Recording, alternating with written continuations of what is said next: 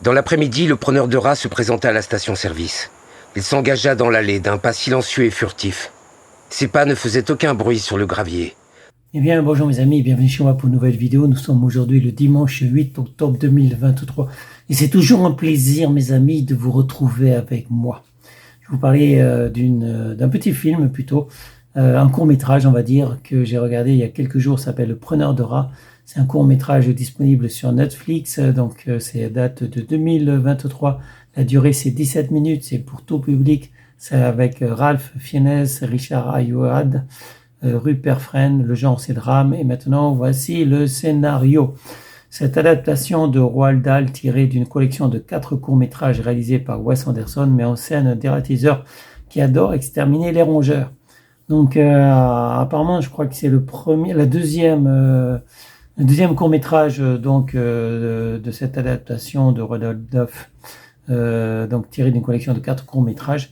Donc disponible sur Netflix, en tout cas il y en a 2 qui sont disponibles sur Netflix. C'est le deuxième que je vois, donc un peu déçu parce qu'il est très court, il dure que 17 minutes. Le format, comme le court-métrage précédent, le format est carré, donc comme sur les anciennes télévisions. Donc l'autre court-métrage, c'était concernant un homme, un Indien qui avait le pouvoir de voir sans les yeux. C'est-à-dire qu'on pouvait lui bander les yeux, on pouvait lui fermer les paupières et il arrivait à voir donc ce qu'il y avait devant. Donc il avait développé ça à partir de l'enseignement plutôt d'un yogi, donc de yogi indien qui maîtrisait effectivement les pouvoirs de l'esprit et du corps. Et donc cet Indien, donc lui, il avait développé la faculté de voir sans les yeux et s'en servir pour gagner sa vie. Et puis après, il y a un Anglais qui a développé la maîtrise, donc toujours à partir de l'enseignement, mais cette fois-ci l'enseignement de l'Indien. Il a développé, cet Anglais, la maîtrise de voir également, donc sans les yeux. Et donc, ce qui l'intéressait, c'est de voir le dessous des cartes, le derrière des cartes, pour tricher donc dans les casinos.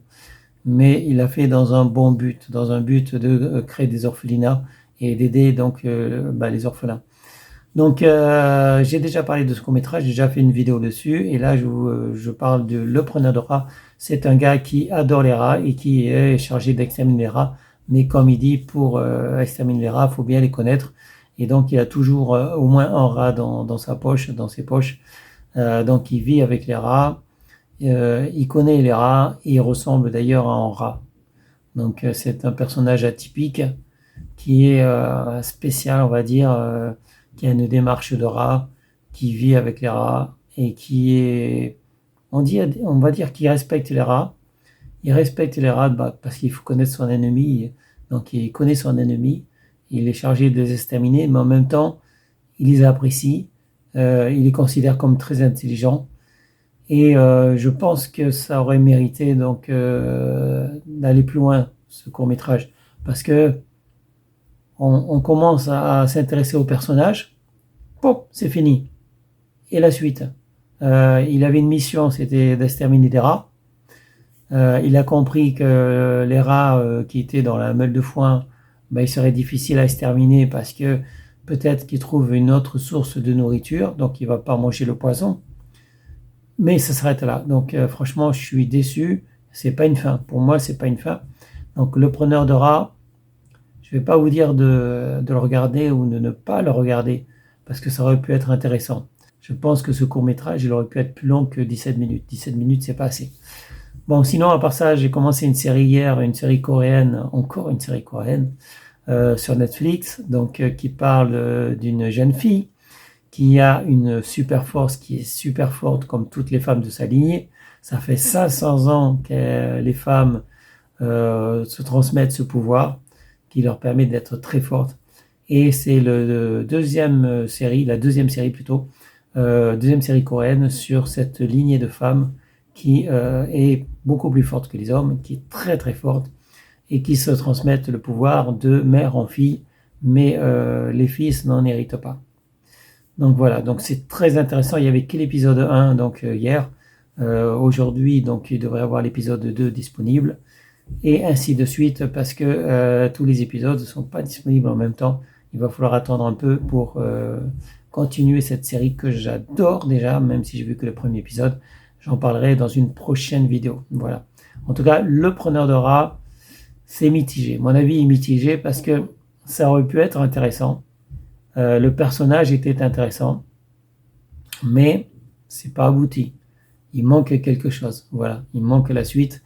En plus, comme je l'ai dit, ce format carré ne me convient pas.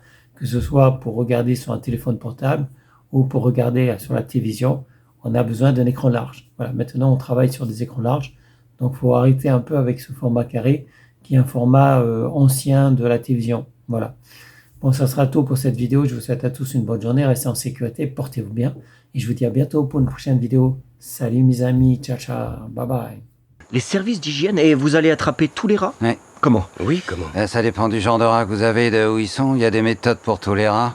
Vous allez les piéger? Quoi? Les piéger? Les piéger? Grogna, le preneur de rats. C'est pas comme ça qu'on chope les rats, c'est pas des lapins. Il leva la tête et se mit à renifler l'air en agitant son nez de gauche à droite de petits mouvements vifs. Les rats, c'est malin. Faut être malin comme eux pour les attraper.